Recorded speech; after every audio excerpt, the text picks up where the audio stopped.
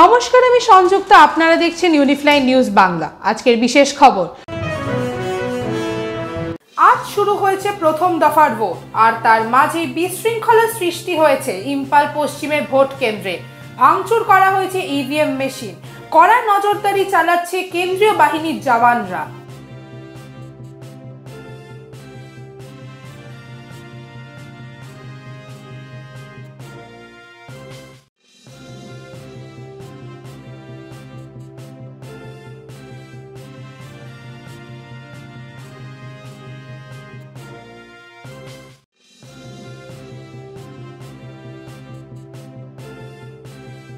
সাথে থাকুন, দেখতে থাকুন ইউনিফ্লাই নিউজ বাংলা। দেখা হচ্ছে পরের খবরে।